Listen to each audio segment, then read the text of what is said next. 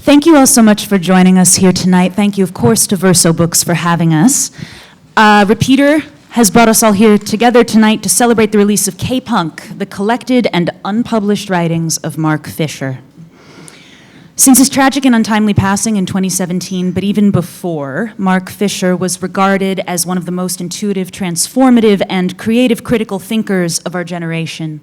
Many people may have accessed his work for the first time through capitalist realism, either the text or the idea itself, but posthumously his total body of work is being revisited within as well as outside its contents to look at the ideas he championed as well as the ways Mark Fisher affected the media landscape and his co-conspirators within it, which feels like a great time to introduce you all to the people joining me tonight. First of all, I'm Meredith Graves. Hi, I'm currently the director of music at Kickstarter and former host of MTV News. I'm also a musician and journalist and a longtime fan of the man in question.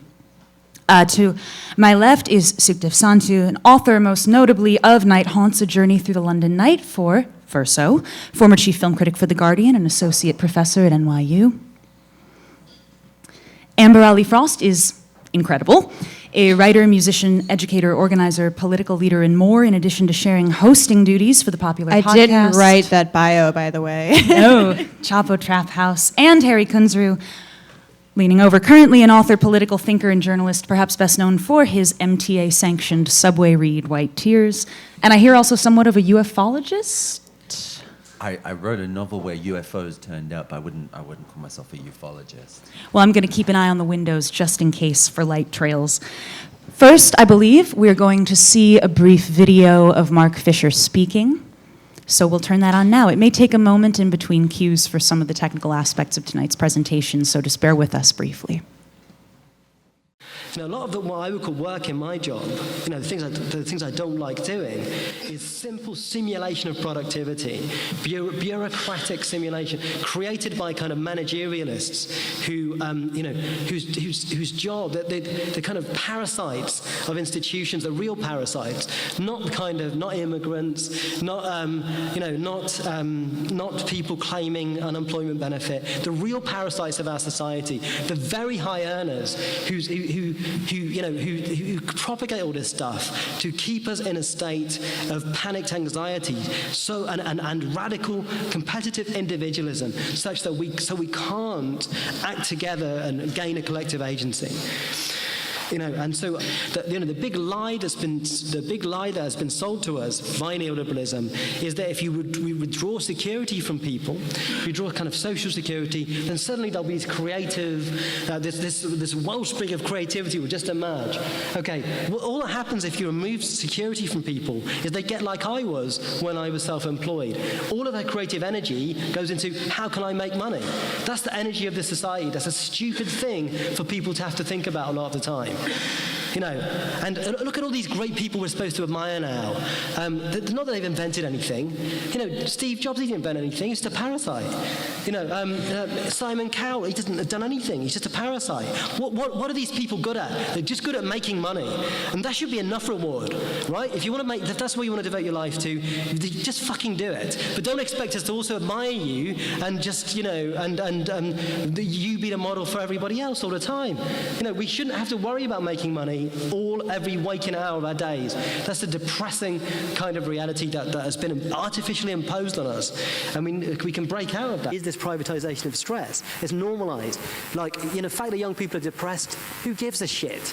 This is the idea. Young people are depressed, that's just part of life. It wasn't part of life. It was not part of life. The increase of the depression amongst young people is shocking. And that ought to be the biggest possible indicator and condemnation of the world in which we're now living. It wasn't normal for young people to be depressed in the 70s, let's say. We've got to start off from that heroic conditions in which young people live. They're terrible conditions. Just really, really terrible conditions. I just can't impress this. You've been deprived of things. You've been deprived of things, and the things that you've been deprived of are being sold to you as benefits. It's a great new world. You've got all this stuff. You've got all this capacity to do things. It just isn't like that. And so, for Baradi, the argument is, why did 90s was a decade of the emergence of cyberspace and of Prozac? And for him, there's two things that are totally related together. How did people cope with these new level of demands that were placed upon them? They started to take antidepressants, which are now very common, particularly amongst young people, antidepressants as a hazing thing, which you can hear this like this downer haze. That's why Drake is really interesting. The new Drake record, full of this kind of electro downer haze. Everyone's on downers now to cope with the just cyber blitz, whether it's antidepressants or other forms of kind of self-medication in order to cope with this. And the thing is that there's a breakdown at the end of the 90s, according to Berardi. There will be a breakdown. We cannot cope with this. How many times this week have you wanted to look at someone in your immediate life and just go, parasite? He's a parasite. It seems eerily prescient. To that point, and as I am tasked with speaking first, I thought more critically than ever about Mark Fisher in his writing, in his analysis of art, in his analysis of music and culture, and in his relationship to men.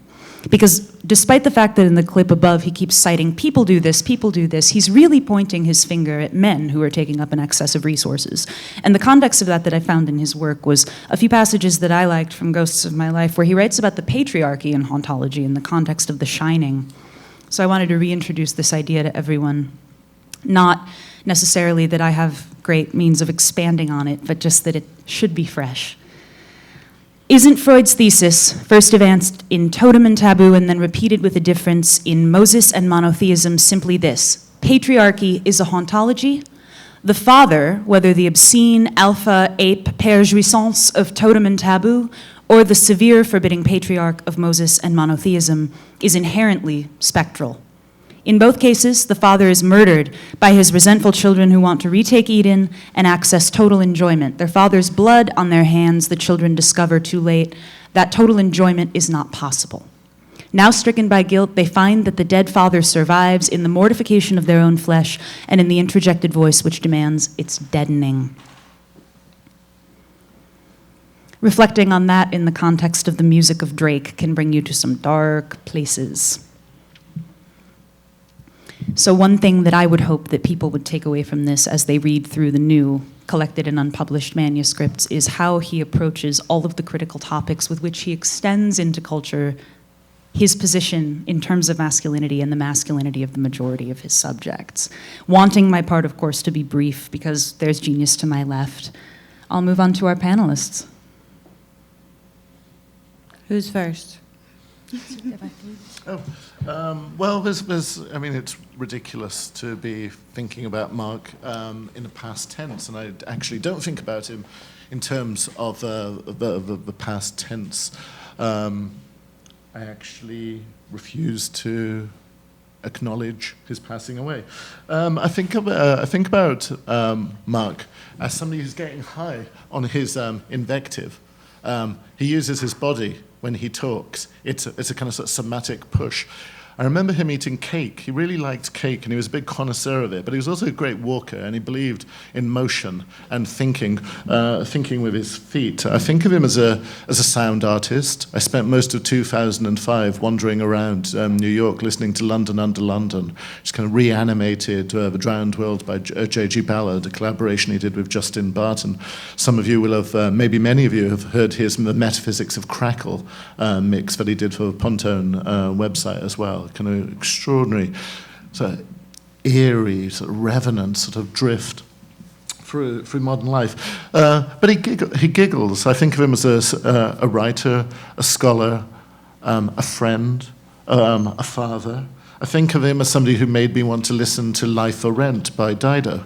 Dido's got a new album coming out soon, and I'm hoping that it will bear the imprint of Mark's writings and teachings. He made me want to watch or rewatch Basic Instinct 2, which I never really imagined myself doing. Most of all, I came across his work at a time in my life. Those of you who read K-Punk will know there's sort of terrible, almost sort of thumbnail images that he would use, but they were often really, really great. And there was a picture of a underground carriage and this must have been 2006, 2005, and it was strewn with newspapers. It was the time when newspapers were being given away free. Free was in the air, where writing and text was being turned into content. Mark later wrote about the film Content by Chris Pettit, of course, working on that kind of ghastly pun of content being contentless, in an era of happiness, of wellness, of a kind of mechanical production, of okayness, for the fact that many of us feel not content at all. And that image of just paper strewn, abandoned at the end of an evening at a subway seemed really resonant, because in many ways Mark was a failure for his life. He wasn't writing op-eds, he wasn't being asked to do big money gigs, he couldn't get a job, even with a PhD, in any sort of form of academia. He was working with 16 and 17-year-old kids. He was working in a further education college.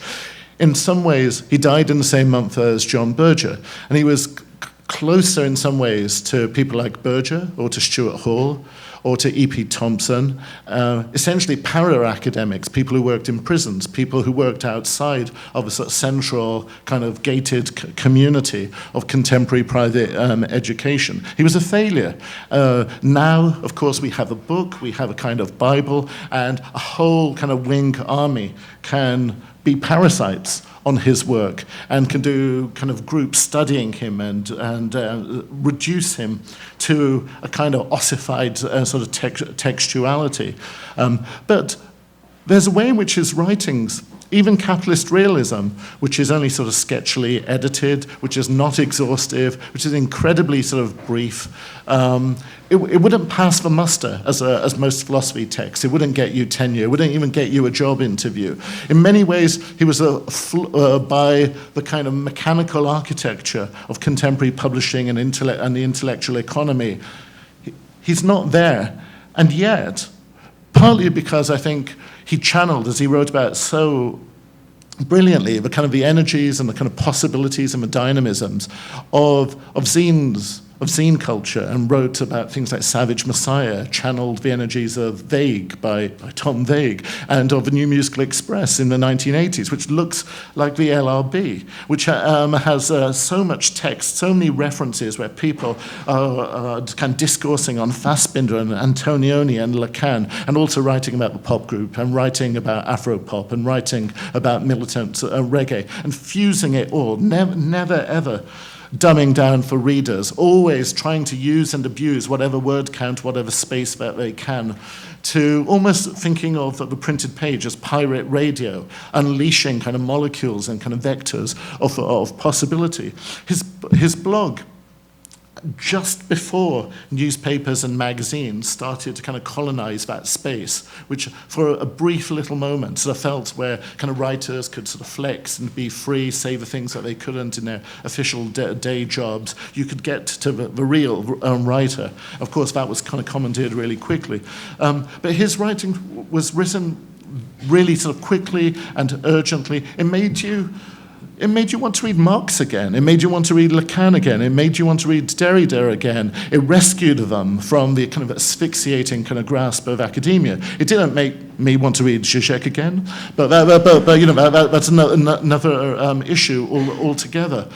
1,000 words, 800 words, 1,500 words. I don't want to romanticize that, because it was cheek by jowl living. The precarity that he talked about, the sicknesses, the maladies of modern life, of communicative capitalism, that he anatomized so well, he lived out, and it's central to his books, which are riffs, micro essays, thought spasms. The Roxette's greatest hits album is called "Don't Bore Us, Get to the Chorus," and there's a way in which kind of Mark didn't preamble. He wasn't kind of a noodly drum and bassist. He was the junglist. He was an MC, and that infused his writings. That it's a push, it's a rush, it's a head rush, it's a theory fiction rush, and its job is to destabilize you, charge you, weaponize you, so that you can be a weapon for the many, many, many fights that need to be fought. So it's him as a kind of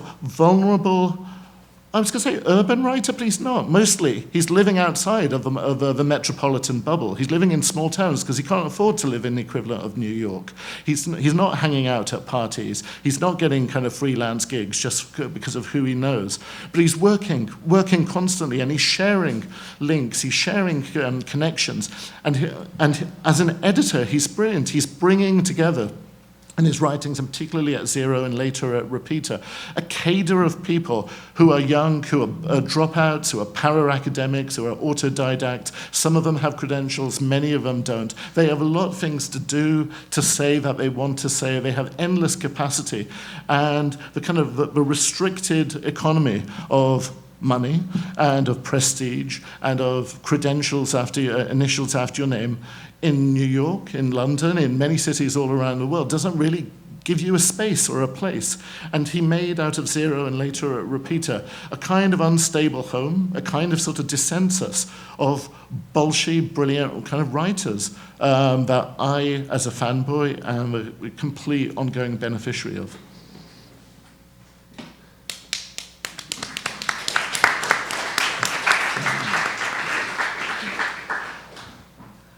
All right. I will go next, I suppose. So I'll be perfectly honest in that I completely panicked at the prospect of speaking on this panel, and I couldn't figure out where to start or what to talk about. What I ended up doing was speaking to, I think, almost every single one of my friends who was a Fisher fan, and basically crowdsourcing my talking points. Because that's the best you can do sometimes. So we're going to have an extremely disjointed collection of thoughts here. Blame them, not me. So the first person I asked who actually knew Mark and was on panels with him, and has been the target of vicious political pylons at the hands of what you might call, when in the UK they call them rad libs, or here it's like rose emoji Twitter or whatever. And she said I should talk about Vampire's Castle, and she said I should say that the vampires won. And that is one of the major issues, I think, with not being anywhere, is that when you're not there, people can do whatever they want with your legacy, and you're not there to rebut them and say what you actually stood for, and people can do a lot of revisionist history on your ideas and your politics, and Lord knows I've witnessed it. However, I do kind of disagree with her on some point. I don't think she's entirely correct about them winning. I think we saw a clarity during like this kind of Sanders-Corbyn political moment. And for a while, that kind of chaotic intra-left pylon culture just it went away. And I don't mean it went away and that it dissipated. I mean it was washed away by something larger. Now, if you talk to British people, they will say, oh, no, it's terrible over here too, but that's like British modesty. There is genuinely a healthier political culture there right now. And it's specifically because I think things are happening, and it's not, you can't attribute to a single politician, but I think Corbyn jump-started something that reoriented people's ideas around class. And as Fisher said, a left that does not have class at its core can only be a liberal pressure group.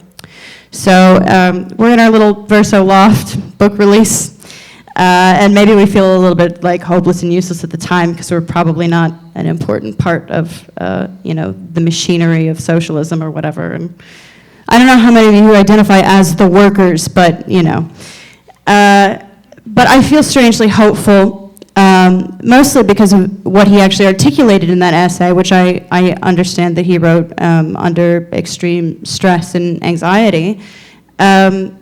he said at one point, class consciousness is a fragile and fleeting thing, which is generally true but not necessarily true. And I do see class consciousness coming back. And we now, because of that essay, I think have a language for this stuff. I think things happen, and a large swath of people who are in fact not privy to Verso loft activities become enamored in the idea of class all over again. And I think it's actually very easy for people to jump onto. And for those people, like the normies or whatever, the people for whom politics are not an identity or a subculture, but a means to an end, they have no patience for these horrible, internecine kind of political conflicts that we think of as being online. And until then, fuck them. However, I don't want to spend too much time on that because I feel like it eclipses some of the more thoughtful, quiet work. Someone mentioned to me, another person who's a big fan of Fisher, said you should talk about his writing on mental health. This in particular because I had an advice column with a baffler for a while before it pivoted into a more traditional column. And the most fascinating thing to me was that I got literally the same thing over and over and over again. And it was exactly what he talked about in Good for Nothing. It was like not merely a generalized depression, but it was a torpor and like an existential hopelessness. And I ended up, even with the letters that I didn't like print and run, I ended up sending the same quote to these people. It was generally like a lot of like downwardly mobile, either underemployed or overemployed millennials. The exact same quote, which was, collective depression is the result of the ruling class project of resubordination. For some time now, we have increasingly accepted that the idea that we are not the kind of people who can act. This isn't a failure of will any more than an individual depressed person can snap themselves out of it by pulling their socks up. That would be boots here in the States. The rebuilding of class consciousness is a formidable task indeed, one that cannot be achieved by calling upon ready-made solutions, but in spite of what our collective depression tells us, it can be done. Inventing new forms of political involvement, reviving institutions that become decadent, converting privatized disaffection into politicized anger, all of this can happen, and when it does, who knows what is possible. Of course, there's irony that such insight on mental health came from Mark, whose own depression eventually won. But that is one of the great disappointments of a formidable intellect. It does not enable you to rationalize away your pain and suffering. That said, his writing on mental health as a social phenomenon and as a product of political economy, I think may end up being one of his greatest contributions. There's a publication, Damage Magazine, that's a bunch of psychoanalytic Marxists that are picking up where he left off. And honestly, given my exposure to people constantly asking for help, I think that consideration and that construction of mental health is the only way forward. So another friend said that I should write about Mark's writing on music. So I had a very weird experience with K-punk and with Mark Fisher as separate things, because I started out as a musician and I started writing when I started writing about music, and so I would read K-punk, and then I remember like Vampire's Castle came out and I didn't know it was the same person for like a month. I literally had no idea. And I think his insights into mass culture, and I use that, the distinction between mass culture and pop culture I think is very good. Adolf Fried talks about it, and just to briefly kind of, divide that thing, pop culture as something maybe semi-organic, and mass culture as something that is probably produced from above, or whatever. I thought he had really good observations on that. But the thing is, this was an era of like peak poptimism. And so all of the writing about music was this kind of strange, like, bell hooksian kind of reading resistance into this and that, and everyone had to morally justify enjoying music, and it both ruined the intellectual examination of music and ruined just the what if I just want to shake my ass part of music, the libidinal part of music, I think, as Mark would say. So it was honestly, it was a desert in terms of music writing. And he wrote really fascinatingly about it during a time when everyone was like, it was a kind of I have here, my note is, a fantasist cryptography where everyone was reading the tea leaves to see what augury the latest Katy Perry song had borne. He was a very good relief from that. But I remember when he wrote about nostalgia, and he wrote about it more generally, but he moved that conversation to sort of like top 40 radio. And he said, I first heard Amy Winehouse's version of Valerie while walking through a shopping mall, perhaps the perfect venue for consuming it. Up until then, I had believed that Valerie was first recorded by indie plotters, the Zootons. But for a moment, the record's antiqued 1960s soul sound and the vocal, which on a casual listen I didn't first recognize as Winehouse, made me temporarily revise this belief. Surely the Zootons' version of the track was a cover of the apparently older track, which I had not heard until now. Naturally, it didn't take me long to realize that the 60s soul sound was actually a simulation. This was indeed a cover of the Zootons track, done in the souped-up retro style in which the record's producer Mark Ronson had specialized. So I didn't have a knee-jerk emotional reaction to Vampire's Castle like a lot of people did. But when I did realize this was the same guy who had spoken condescendingly of Amy Winehouse, I was like, gulag now. Not really, but I think the observation of nostalgia and of us being stuck is something that was very difficult to articulate in a time when everyone just really wanted a triumphalist pop song to make them, and also to believe that it's moral and that it's political, and there was no division between those two things whatsoever at the time. I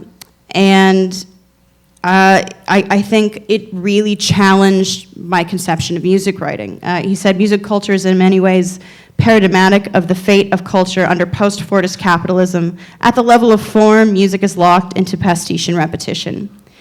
This is one of the most interesting things I ever read about, top 40 radio. And I still don't even know how I feel about it, because this like Jamesonian understanding of nostalgia suggests that art has this kind of linear historical trajectory that's being disrupted somehow by this stagnation of late capital or whatever. I don't even know if I agree with that, but I do know that it made me read Jameson, and I first tried reading Jameson and immediately threw it away. So what you were saying about this made me want to read things that initially I didn't even have interest in. It would be nice if this was the sort of thing I could debate with someone like this. Final piece of advice I received from a Fisher fan came from a friend with a terrible hangover.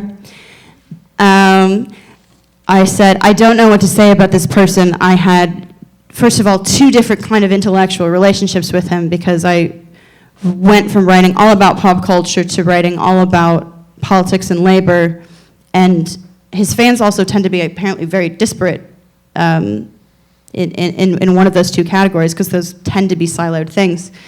And I said, I don't know what to do, and I don't want to devolve into like maudlin eulogy or anything either, because that seems decadent.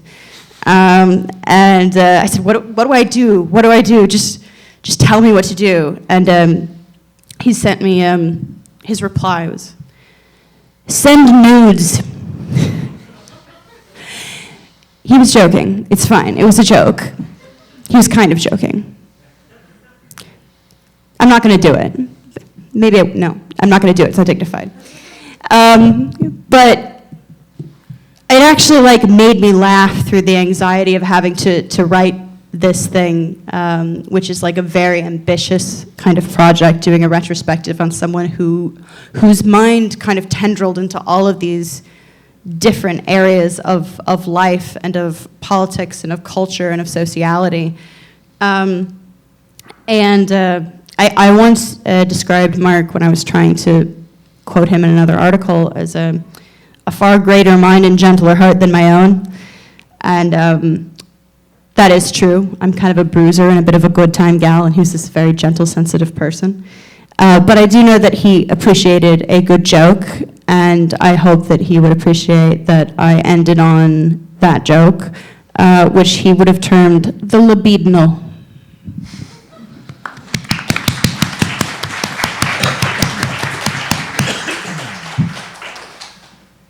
Hi everyone. It's quite moving to see so many people here for Mark, who in many ways I've always thought of as a very British writer and a very British figure, and I was never sure how much he translated here, and it's very good to see that he speaks outside that British context. And I was trying to work out what to do that would be useful as a way of giving some context to this sort of enormous house brick size collection of his writing, and to try and talk about him as a product of a very particular time and place. I mean, I met him in the early 90s when we were both part of a philosophy department at the University of Warwick. We were both students there, and that was a place that at the time was known for this very sort of aggressively forward-thinking mode of philosophy. It was when we were cyber, it was those times,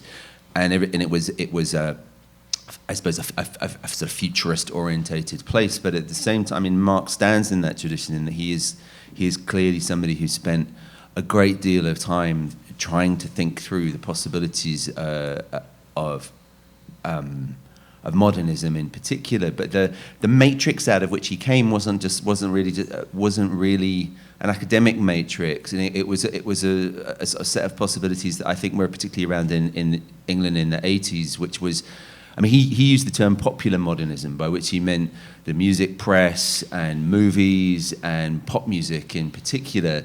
And there was Sukhdev touched on it, there was this weekly musical press at the time where you could read record reviews that would also name check fashionable French theory and politics. And I mean, I certainly, the first time I heard the names Derrida and Foucault were in the NME or Melody Maker, in these kind of, in many ways, in retrospect, almost unreadably abstruse meanderings around theory and music. So the importance of this was that this was not in any way an official culture or an academic culture or a systematic culture. And I think it's very, I mean, Mark lived his life as a thinker in a sort of scrappy marginal position, and he carried on using these same tools and these same sort of, and the same sort of modes of writing, occasional writing, quite ephemeral writing, and he would always reach to this popular modernism as to find tools to explain the world. You know, he was never given time and space to write a sort of lapidary big statement book. What his thought exists as riffs and fragments and things that are partially worked out. It's incredibly pregnant. A lot of it is incredibly exciting, but it's unfinished. And I won't dwell on the tragic side of that. But I'd like to go to the idea of hauntology, which is obviously so central to his work, and try and kind of show how this sort of scrappy popular modernism leads him into that, and how he then kind of completes a circuit where people are kind of making work out of his theory. If Mark was very wedded to a set of possibilities that we were promised in a way in the post-war period in Britain, which was a sort of social democratic utopian vision it was a modernist vision of a welfare state, a place where ordinary people without means and money could become themselves fully and would be supported to do so. I mean, in things like the music press are part of that. Frankly, social security, the dole. I mean, we all drew the dole at one point or another, and there are a lot of writers and musicians and artists who would not be making work now were we not at a certain point supported by these kind of payments? And institutions like art school, which was very, very important in the 70s and 80s, 60s, 70s and 80s in Britain as a vehicle for smart people who did not fit into traditional university education in order to find tools to think and to make culture. And so in his magpie-ish way, Marc picks up hauntology as a term from Derrida, and in Derrida,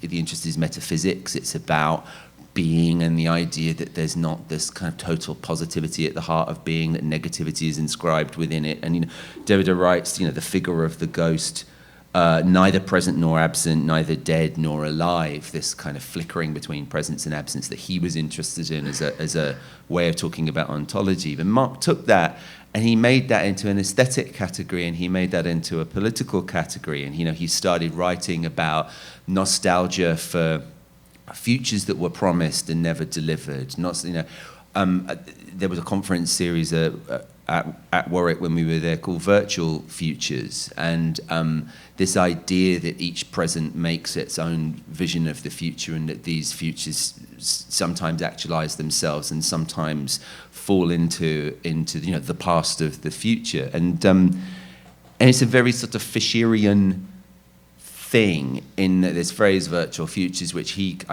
definitely had in his mind and was turning over when he was writing and thinking about hauntology. That itself comes from a short story, a William Gibson short story called The Gernsback Continuum, where a photographer is going around the southwest photographing sort of space-age modernist ruins, and then at a certain point he starts to hallucinate that this kind of chrome thin future is actually actualized around him, and so there's Marc who's taking this material from high French theory, who's taking his material from science fiction short stories, and starts writing about a strain of hauntological culture which he identifies in our generation of British people, the nostalgia for the social democratic future that we were promised and that instead was absolutely erased by Thatcherism, and instead of this fulfillment of a certain sort of rational vision of society, what we got was the war of each against each, and the gradual dissolution of all sorts of forms of social solidarity. But I think the particularly exciting thing about what happens with Marc's use of this is that it then gets fed back into making music. Musicians pick it up, other people pick up this term, and they start making work. I mean, one of Marc's friends and collaborators in another Warwick person is this guy Steve Goodman, who makes music as Code 9, as a big dubstep label owner and musician, and so and Code 9 and Burial and these other musicians had Marc's theory fictions in their mind as they were making new sounds, and this kind of circuit that he was part of was in no way a sort of secondary commentating kind of figure. He was a maker of culture, and he showed, without any sort of detour through the big fat book, which is in a sort of certain way a sort of sad legacy. It was always this kind of I don't know, sort of digging through the crates, like you're pulling out something and connecting it to something else, and then somebody's making something out of the things that you've found. And so he really flattened all sorts of different kinds of work, and he talked a lot about melancholia, and he tried to distinguish a kind of political melancholy, as he called it, from depression, and the idea that we refuse to give up mourning for the thing we had lost, the thing that we were promised, the society, the good society that we, as young people, in a way we were indoctrinated into this as school kids. It was what we were told was going to happen, and lots of us kind of never did let that go. And so this kind of sound world of the sort of hauntologically influenced musicians, which obviously has echoes, and it has surface noise, crackle and hiss, but it also has fragments of children's TV programs, and it has things about the space program, and all these kind of artifacts of a virtual future or a past future that we were supposed to have given up and matured out of. We were supposed to get with the program and start working in our scrappy kind of gig economy jobs. But this, his refusal to give that up and his very sort of dogged attempts to piece that back together. It's almost like a kind of Kabbalist project of the fragments of the destroyed world that he was trying to put together. That drove him right up into the end, and it's a very powerful project, and there's a sort of trace of that in the books that we're talking about, but it exists outside that in the circuit between these texts and the cultural world and the world of political possibility and action that he was part of.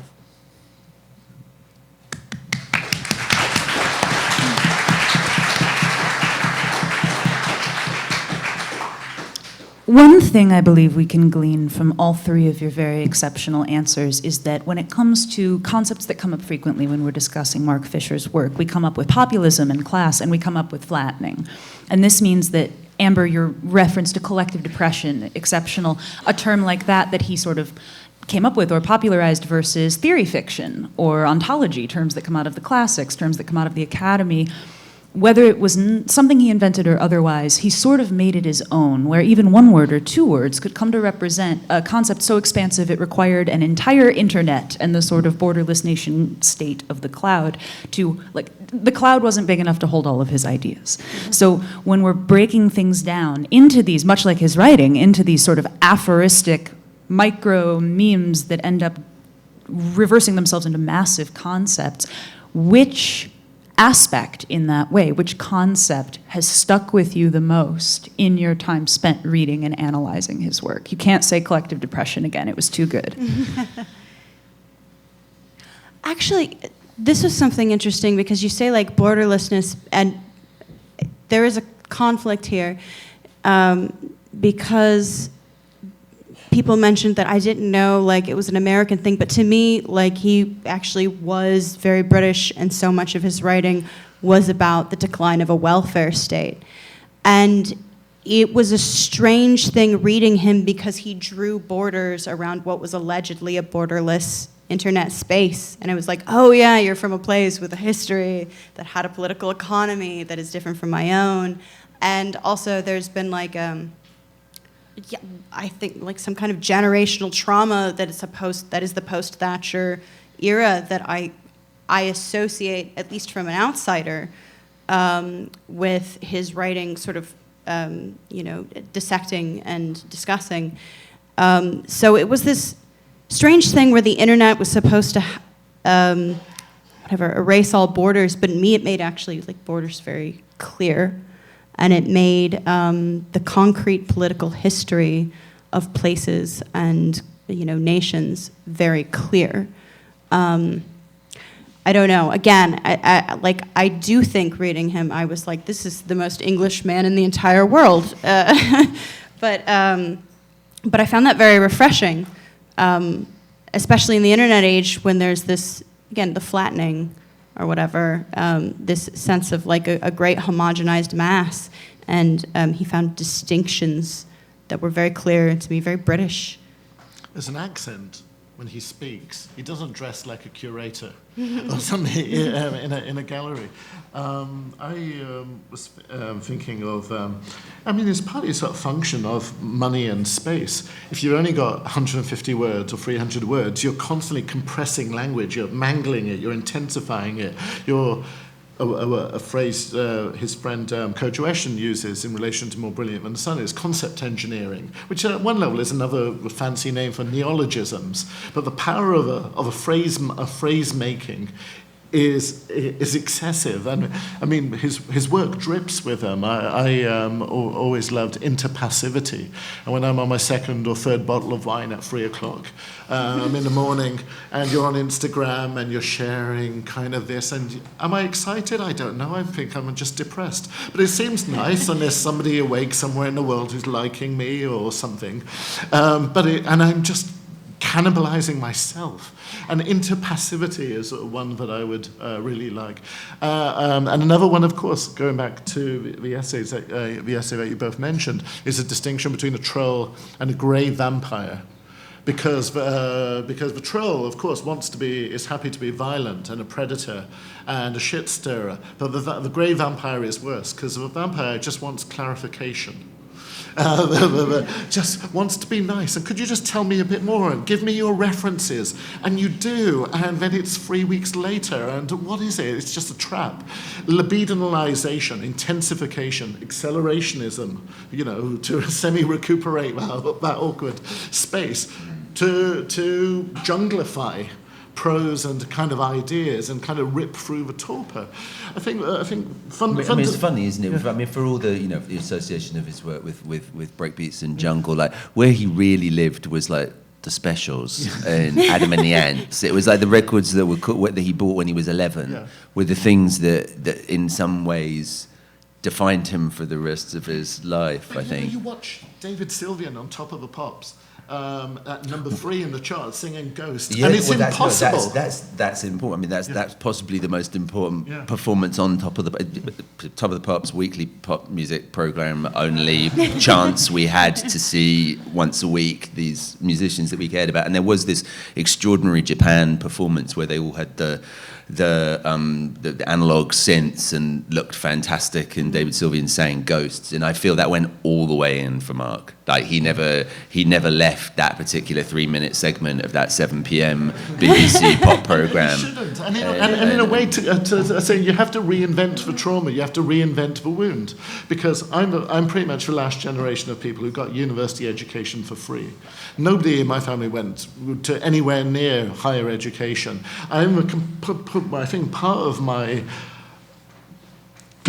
absorption in Mark's work is biographical, and it's cultural and it's economic. That where we didn't go to cinemas, we didn't go to theatres. You had public libraries if you were lucky, and you had TV and you had radio, and those signs and those signals with your yearning and your hunger. I mean, it goes back to nostalgia. It's critical nostalgia. It's a yearning for some kind of community, for some kind of homeland. It's not banal just saying things were better, but it's not saying that things were better. And maybe they were. And so if you've grown up in a world where all of the kind of resources and kind of the polity that may be here at this sort of table wasn't even on the kind of sort of cards, in a way, you've been disabled so violently, and so you have to say there was another way, and maybe there could be another way in the future. Well, I mean, I think one of the most interesting thing when I would read about him in music, and he would mention like Kraftwerk or something, and it was like, oh, you have a nostalgia for futurism, which should be counterintuitive, but actually makes perfect sense. And it's not just, that the cancellation of the future, like that's a very good turn of phrase. But also it's this sense of remembering when we were going to have flying cars and the welfare state was going to expand forever and it was going to be amazing. Very labor-saving devices. The idea that technologization was going to be used to produce human leisure rather than just accelerate instead of our expanding work rate. tedious leisure or tedious labor, which I think he was very good at explaining how it literally drives you insane. This extreme, tedious, isolated. Because he was living that. Mark's life as a lecturer in the equivalent of a community college, that meant that he was being placed under a work regime that was highly politicized. For one thing, it was a site where they were supposed to be producing good workers fitted for the brave new world, and Mark clearly did not want to be part of that, but at the same time he felt very, very he cared about the teenagers who he was seeing in the classroom, and he was in his own stress at the intolerable workload and the impossibility of being able to think and write in a leisured kind of at-length way. Was he linked automatically, very sort of intuitively to the struggles that they were going through as they were, being fitted for a workplace? He's so troubled by passive consumption. And I think that's something you can only have when you enjoyed art, very viscerally and intensely or whatever. So the idea, I remember him writing about someone a kid who just had his the music on his iPhone or iPod on, and he just didn't have it in his ear. And he was so affected by that, where he's like, but you can't hear it. And he's like, I don't know, it just soothes me to know that it's happening in the background. And then he continues to kind of try and figure out what that means to this kid who definitely doesn't know what it means to himself anyway, because who knows what anything means when you're 16. And it was so sympathetic, and it was so empathetic as well, because it's the idea, this memory of experiencing, music or art or libidinally or whatever, and to see someone who's been put on an educational, highly efficient, bureaucratic assembly line for the workforce, I think really, really troubled him.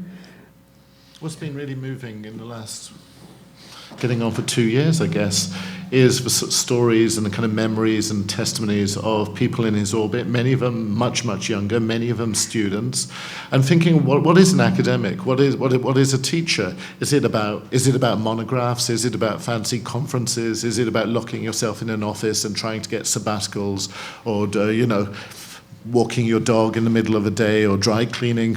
No, it's about time and about space, and it's about listening to people, many of them who aren't credentialed, many of them who are undergoing great degrees of economic and psychological sort of stress, feeling that you are there for them with all the stuff that you have to sort of deal with as well. And that kind of invisible, affective, emotional kind of camaraderie with all the many, many other things and obligations that he had in his life has been really, really kind of moving and to hear about. I suppose in terms of that sort of thing about stress and speed and so on, I think he's underappreciated as a writer of the pastoral.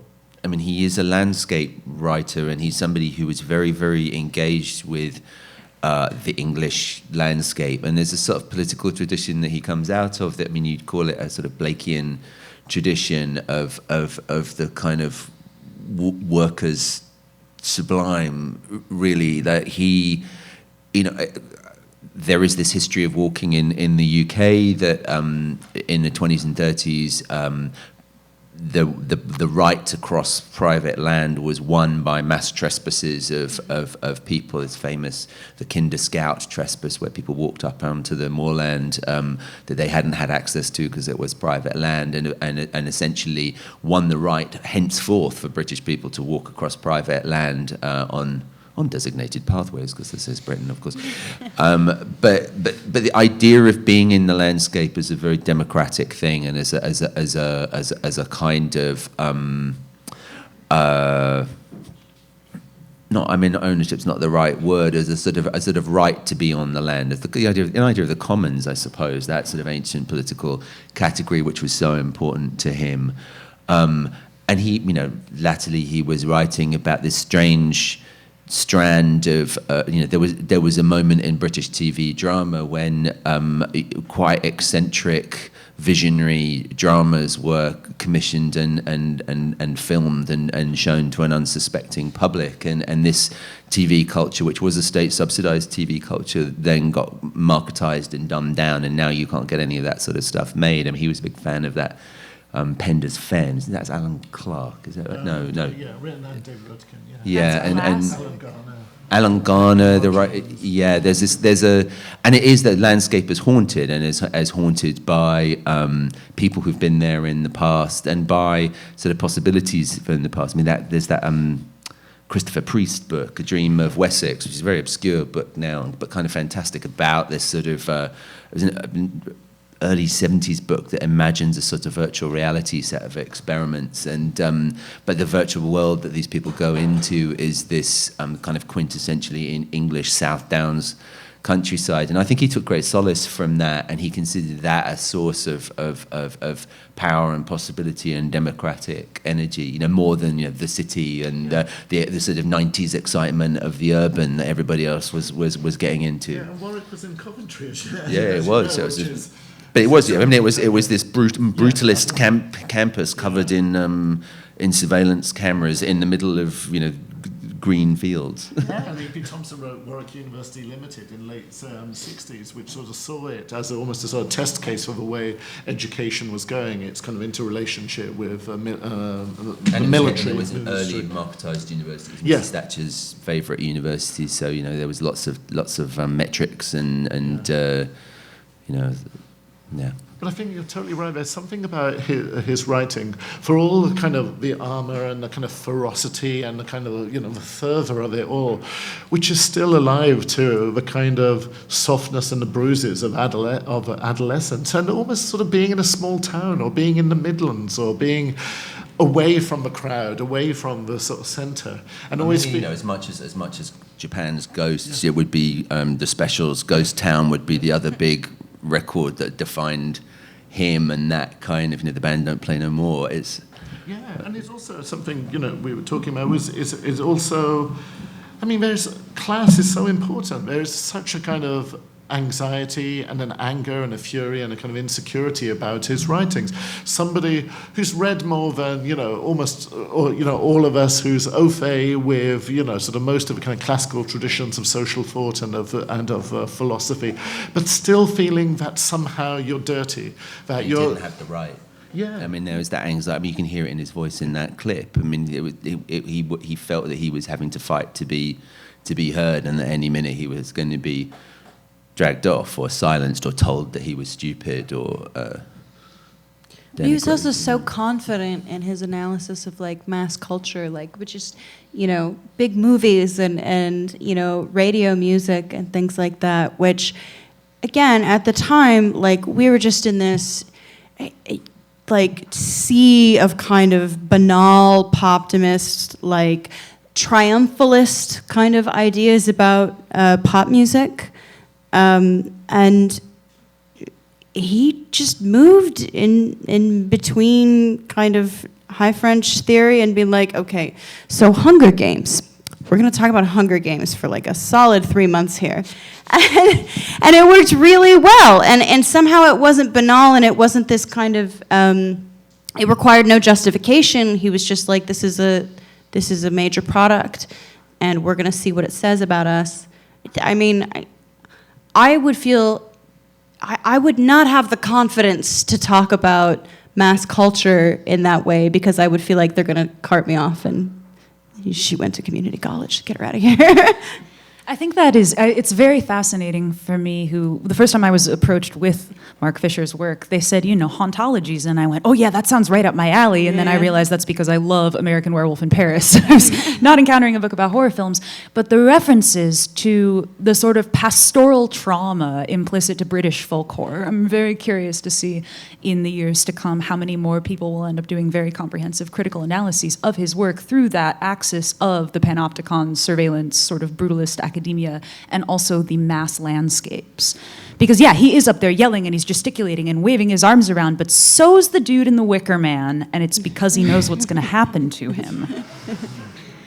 And this is my relationality to the man. So, your last novel is, at one level, a partial, not exploitation, that's too blunt, but it is an attempt to think about landscape and trauma. It's saturated by Mark's thought, and I was really looking forward to handing him a copy. Well, this is perfect. We're nearly running out of time, and I will not get to all three questions. I insist on getting to my next. Pause one moment, and I will let you go right back into that. I deeply wanted to know, of course, his concepts, his aphorisms, his conciseness, his way of being lofty despite all of the above, has affected all of us and has helped us, as you mentioned, sort of come around ontologically, interpolate his frameworks, kind of be able to see as him now.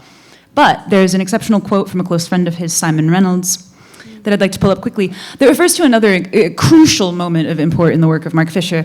As he wrote, as much as his actual ideas, which have been so influential and certainly have influenced me, what I respond to in Mark's work is the writing, being a writer myself. I admire the way he could distill complex ideas into instantly graspable, punchy statements, which would then work as a kind of concept slogan, a meme, capitalist realism, depressive hedonism, the secret sadness of the 21st century, and so many more. And so the question that I did want to ask before we open it up to the non-recorded audience question portion of the evening was, and Harry, you can kick this off if you'd like, how does Mark's writing keep affecting yours? I mean, for me, I mean, Sukhdev brought up this novel that I wrote, which is a novel about music called White Tears, and is about people being haunted by old recordings, really. I mean, it was and he gave me a sort of conceptual frame to start thinking about recorded music as a site of being haunted, as a ghostly thing. I mean, when you're putting the needle down on a record and a long dead person's voice comes into your room, what more sort of purer form of haunting is there? And he had such a sort of a confident. He wasn't writing about music as some other good music writers do as a musician and using a kind of set of trade terms and whatever. He was clearly a fan, but he was always somebody who was moved to his core by the things that he really cared about, and that was very and remains very important to me when I read the best of his writing. It is that slight sort of quiver, the fact that this is important to him. This is not abstraction. So you brought up a lot of the coined phrases, or whatever, the Fisherisms, and I remember when I first started writing seriously about music, and I was very serious about it, in ways I was influenced, culturally, that in ways I could not recognize at the time. I was like, oh, wow, I'm a very austere Midwestern American Protestant. And I remember saying once, like, very drunk and loudly, it was just like, neologism is the intellectualism of morons, or whatever. And then I was like, shit, but some people are really good at it. And to actually have style in a way that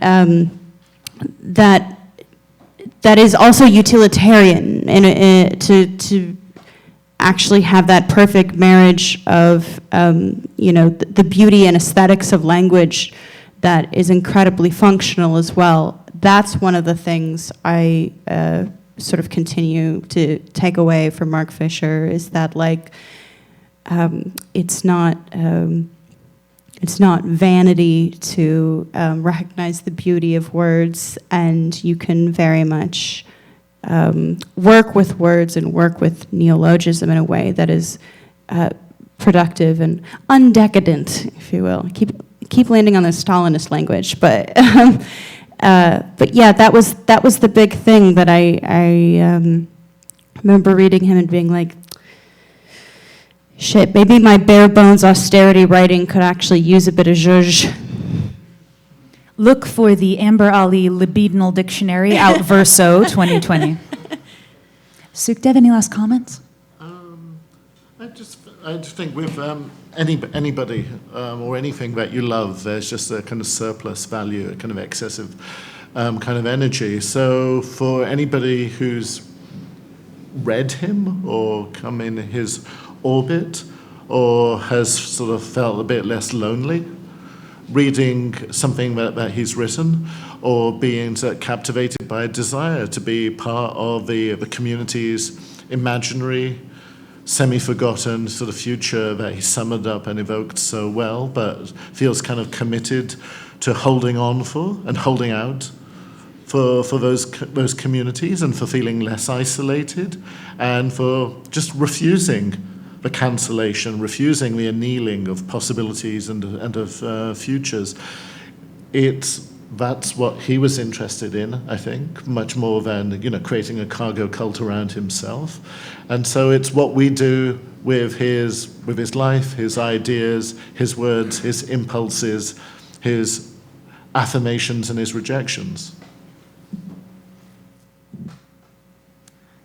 Thank you, all three of you, for joining us. And I believe, of course, there's time if we want to take questions from the audience. This portion of the night will not be recorded. We do have a handheld mic that we can pass around.